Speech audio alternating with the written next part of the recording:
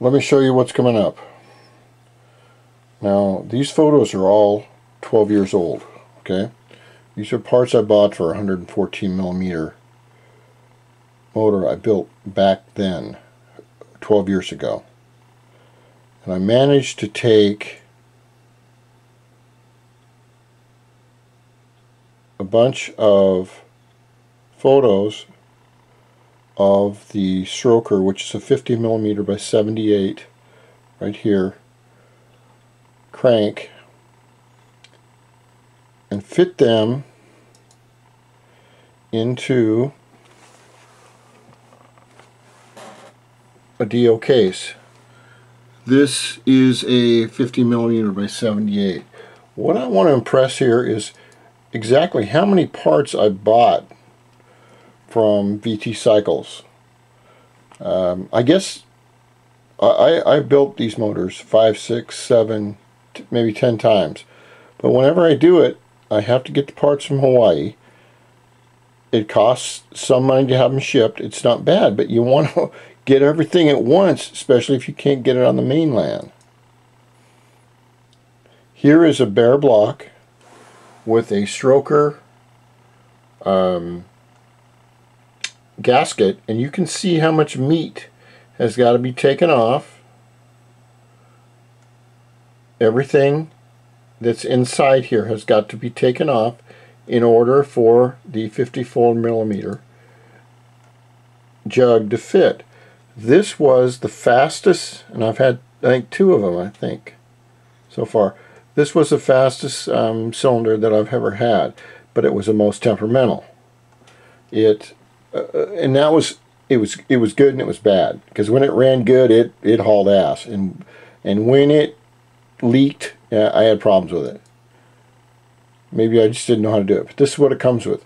It comes with the head right here, the cylinder and the piston, and the accompanying O-ring, black O-ring right here, which goes over on here, and then the orange Viton, which goes around the cylinder right there. This is what a parts order looks like from VT Cycles or VTCycles.com. You also have to remember that when I started to order these, I was close to 50 years old. I had money, I had time, I could do it right, and basically this is not that expensive for a really fun hobby. And I needed this chrome cover right here. I don't know whether you can see it that well. This is not a stock item, but Steve tracked one down for me just because. And just because, I went and built my next 8 motors with him. I also got the Oco carbs, the unit filters. Here is the, this is the kit here, the big bore kit right there, along with the hoses right here, along with the water pump, and there's a KRS clutch, which that's another story, and my springs, and of course the racing variator, and the gears. The gears are where it says ADO right here. That's some of the gears, and all of it was such a great experiment because I loved just to see, just to play with it. These are the springs I use, 1500 stall for the clutch, center clutch spring, and I go through one of these every 500 miles before they give out. That's another story. This is another bare block that you have not seen so far. This is an old one. It has not been modified. Here is that really cool chrome cover Steve sent me. The deal is, you know, I have the money for this stuff. It's tracking it down. I cannot go to Hawaii myself. This is the entire kit for the 54 millimeter. You have your cylinder, your head, your water pump, all the hoses, and the radiator.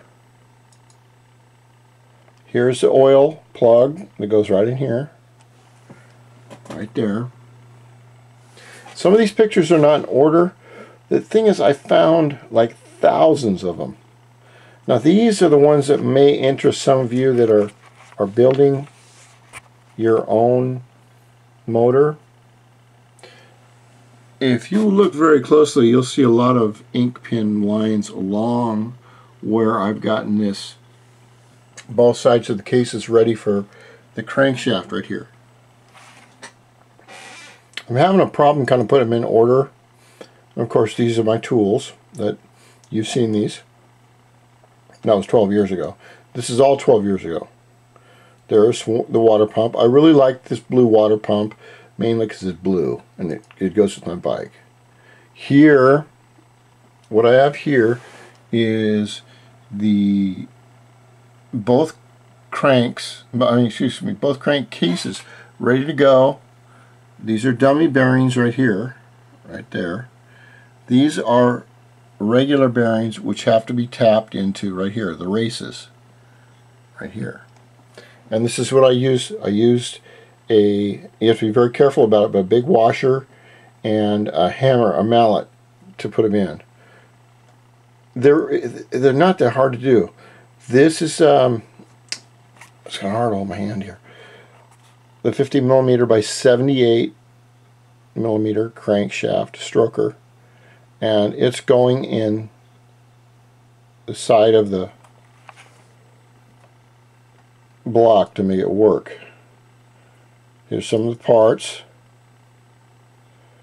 And what I did here, this is kind of neat. I wanted to take pictures of this as far as for my own